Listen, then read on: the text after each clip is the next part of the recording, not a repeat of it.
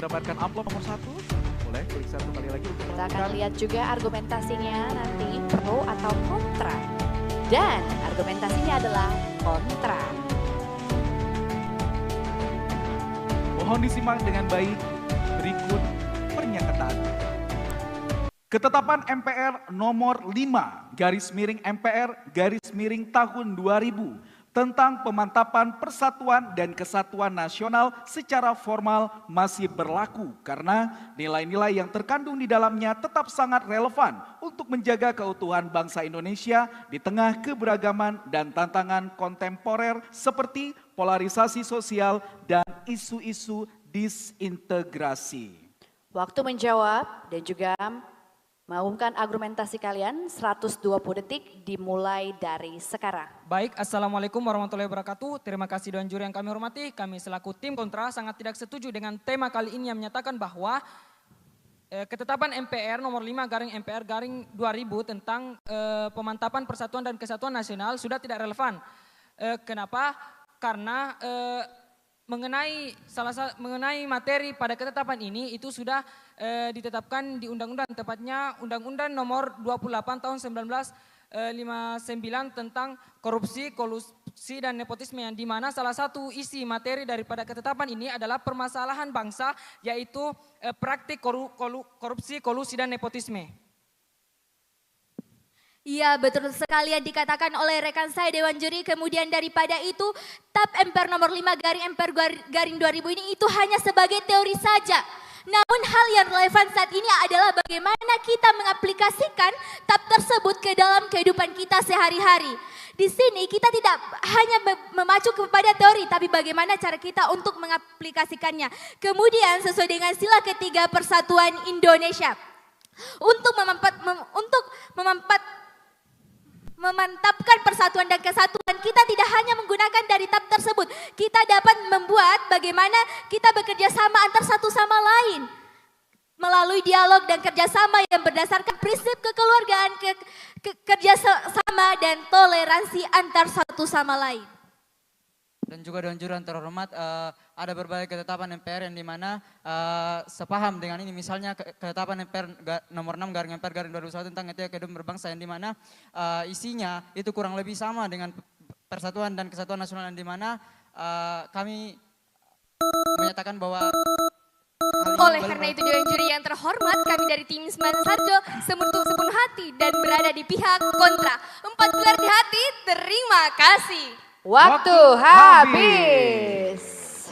Kami persilakan Dewan Juri untuk penilaiannya. Ya, tepuk tangan dulu untuk grup A. Ya, grup A harus menyampaikan argumentasi kontra terhadap masih tetap berlakunya ketetapan MPR nomor 5 tahun 2000.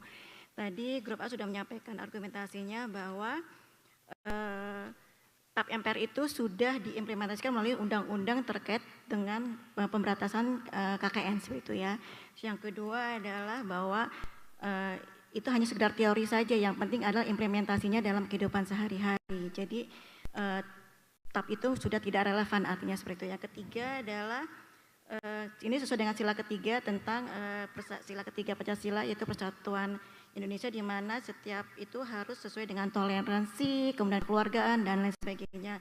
Dan yang keempat adalah TAP MPR ini juga ada yang sepaham, yaitu TAP MPR tentang etika dan berbangsa seperti itu. Nah ini di sini kan adik-adik memaham, artinya gini, TAP MPR itu kan sekarang tidak berlaku secara keluar, ya kan, tidak mengikat keluar, dia hanya mengikat ke dalam. Sehingga jika TAP MPR ini tetap berlaku, tetapi kan kekuatan hukumnya lemah, itu ya. Jadi ini karena kekuatan hukumnya lemah, maka dia perlu diimplementasikan melalui undang-undang tadi yang sudah disebutkan oleh temannya itu sendiri. Jadi ini sudah tepat. Yang kedua adalah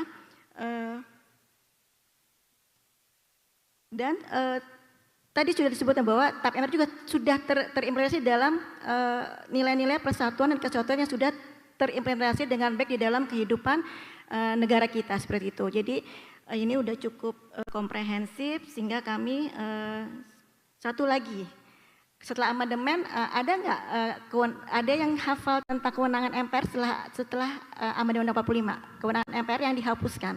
Ada yang bisa jawab grup A?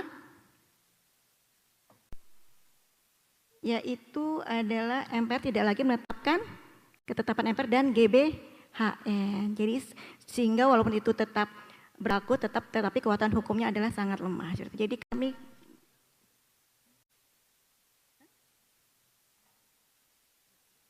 kita menunggu hasil sekali. dari Dewan Juri. Untuk menentukan penilaian grup A tentu Ya. saja untuk sesi yang kedua.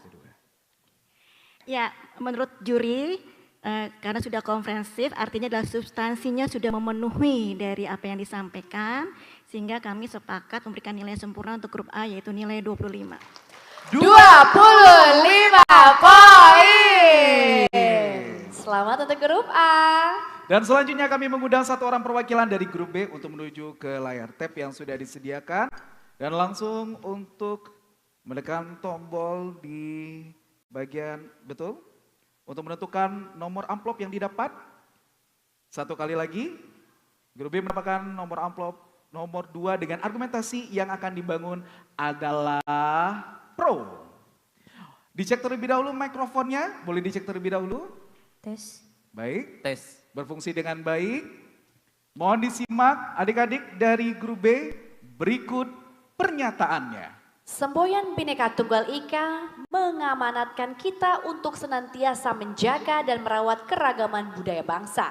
Oleh karena itu, penetapan bahasa daerah sebagai mata pelajaran wajib di sekolah menjadi langkah nyata untuk melestarikan kekayaan lokal sekaligus mencegah kepunahan identitas kita. Waktu Anda membangun argumentasi pro selama 120 detik dimulai dari sekarang. Assalamualaikum warahmatullahi wabarakatuh. Baik, terima kasih kepada host yang telah membacakan mosi pada kali ini. Dan juri yang terhormat, kami dari SMA Negeri 1 Mambalamatu menyatakan sangat pro pada mosi kali ini. Dikarenakan dengan penetapan bahasa daerah sebagai mata pelajaran wajib di sekolah dapat menjadi langkah yang nyata untuk melestarikan kekayaan lokal di suatu daerah. Yang dimana hal ini terkait dengan nilai-nilai Pancasila sila ketiga yaitu Persatuan Indonesia. Yang dimana penetapan bahasa daerah sebagai mata pelajaran wajib di sekolah bisa membuat kita menjadi lebih memahami kebudayaan tradisi kita masing-masing. Dimana hal ini selaras dengan sila kelima yaitu keadilan sosial bagi seluruh rakyat Indonesia. Dimana setiap warga berhak untuk mengembangkan tradisi atau kebudayaan masing-masing. Dan juga ini terkait dalam pasal 18B ayat 2, negara mengakui dan menghormati kesatuan-kesatuan masyarakat hukum adat beserta hak-hak tradisionalnya sepanjang masih hidup dan sesuai dengan perkembangan masyarakat dan prinsip Negara Kesatuan Republik Indonesia yang diatur dalam undang-undang yang dimana bahasa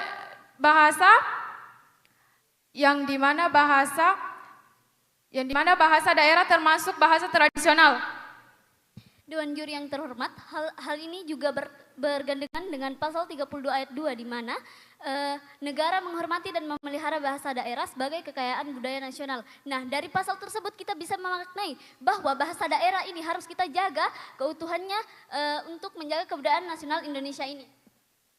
Nah, Dewan juri yang terhormat, seperti yang kita ketahui, bahasa daerah merupakan bahasa yang menjadi ciri khas dari bangsa Indonesia. Oleh karena itu, kami dari SMA Negeri 1 Mambalamatu menyatakan pro. Waktu habis. Ya, Baik. terima kasih untuk grup B, tepuk tangan. Oke. Kata kuncinya adalah bahasa daerah menjadi mata pelajaran wajib di sekolah. Nah, grup B menyampaikan pendapat yang setuju terhadap kebijakan seperti itu. Nah, tadi cukup lengkap gitu ya. Pertama bahwa ini adalah langkah nyata untuk melestarikan kebudayaan nasional. Yang kedua sesuai dengan sila ketiga, kemudian sesuai dengan sila kelima di mana setiap warga negara berhak untuk melestarikan kebudayaannya seperti itu ya. Kemudian yang keempat adalah pasal 18D ayat 2 bahwa penghormatan terhadap masyarakat adat. Salah satunya adalah bahasa daerah merupakan bagian dari masyarakat adat itu sendiri atau merupakan bahasa tradisional seperti itu. Dan yang kelima adalah pasal 32 ayat 2 di mana situ memang secara konstitusi bahwa kita harus memelihara bahasa daerah. Yang terakhir adalah dengan bahasa daerah maka itu akan lebih memperkaya sesuai dengan ciri khas Indonesia yang kemajemukannya seperti itu ya. Dan ini adik-adik cukup baik dan cukup komprehensif. Ada yang hafal pasal 32 ayat 2 dari grup B? Silakan coba. Rumusan pasalnya ya, pasal 32 ayat 2. Negara menghormati dan memelihara bahasa daerah sebagai kekayaan budaya nasional. Iya, betul sekali. Tepuk tangan buat grup B. Iya. Jadi dengan kemudian menjadikan bahasa daerah sebagai salah satu mata pelajaran wajib di daerah itu sebenarnya sudah merupakan langkah atau yang sesuai dengan konstitusi dan ideologi. Karena ini adalah untuk memperkaya dan kemudian membumikan bahasa daerah di masing-masing daerah. Kemudian bahasa daerah itu juga tidak kemudian lambat laun akan hilang. Menjadi yang kemudian ciri khas Indonesia juga menjadi hilang. Jadi ini cukup baik, cukup komprehensif dan cukup kaya atas argumentasinya. Jadi kami sepakat. Secara substansi karena udah oke gitu, udah ngangguk-ngangguk juri sebelah, jadi kami memberikan nilai sangat sempurna untuk grup B yaitu nilai 25. 25 poin. Luar biasa, nilai sempurna lagi untuk grup B. Dan sekarang langsung saja untuk grup C, silakan. Perwakilannya dapat maju ke depan untuk dapat menekan tombol yang ada pada layar sebelah kanan kami untuk menentukan tema pernyataannya dan juga argumentasi pro atau kontra. Boleh diklik. Silakan untuk cek terlebih dahulu mikrofonnya. Halo, halo, hai. Satu kali. Adik-adik grup C, dicek dulu mikrofonnya. Cek. Grup C mendapatkan amplop nomor 3 dengan argumentasi yang dibangun adalah argumentasi kontra. Mohon bersiap dan mohon disimak dengan baik. Berikut pernyataannya. Karena Dewan Perwakilan Rakyat memegang kekuasaan penuh dalam membentuk undang-undang, setiap rancangannya kini tidak lagi memerlukan pembahasan dan persetujuan bersama dengan Presiden. Sebagai ganti dari mekanisme persetujuan tersebut, Presiden dilengkapi dengan hak veto. Waktu menjawab 120 detik dimulai dari sekarang. Bismillahirrahmanirrahim. Assalamualaikum warahmatullahi wabarakatuh. Kami dari perwakilan UPTD SMA Negeri 1 Polewali menyatakan kontra dengan mosi hari ini. Mengapa Dewan Juri Hormat? Karena mekanisme pembentukan undang-undang telah diatur pada pasal 20 Undang-Undang Dasar Negara Republik Indonesia tahun 1945, tepatnya pada ayat 2 yang menegaskan bahwa setiap rancangan undang-undang harus mendapat persetujuan Dewan Perwakilan Rakyat dan Presiden.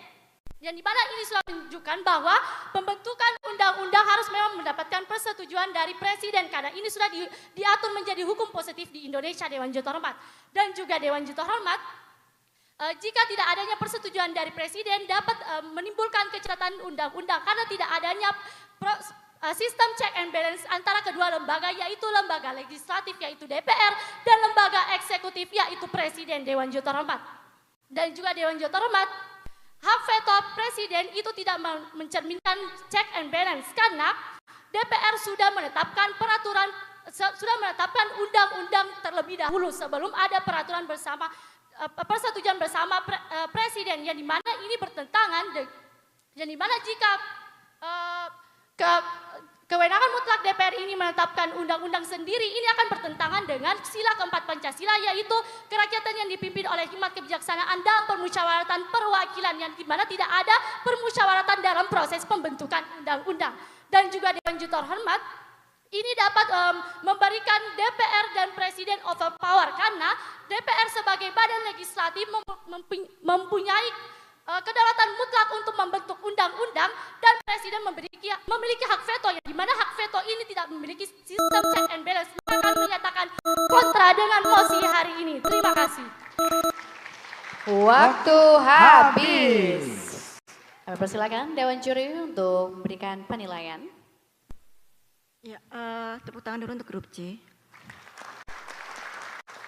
Jadi grup C harus menyampaikan pendapat menyampaikan pendapat kontra terhadap pernyataan bahwa pembahasan RUU hanya cukup oleh DPR. Untuk itu kemudian karena DPR hanya oleh DPR maka Presiden diberikan hak vetonya. Tadi sudah disampaikan mengenai argumentasi mengenai pasal 20 ayat 2 bahwa di situ disebutkan setiap rancangan undang-undang dibahas oleh DPR bersama Presiden untuk mencapai persetujuan bersama seperti itu ya. Dan juga tadi juga disebutkan bahwa jika ada hak veto maka itu tidak sesuai dengan mekanisme check and balance seperti itu. Jadi dan kemudian juga veto juga kemudian sesuai dengan ini bertentangan dengan sila keempat yang dimana sila keempat adalah mengamatkan adanya permusyawaratan seperti itu ya. Di sini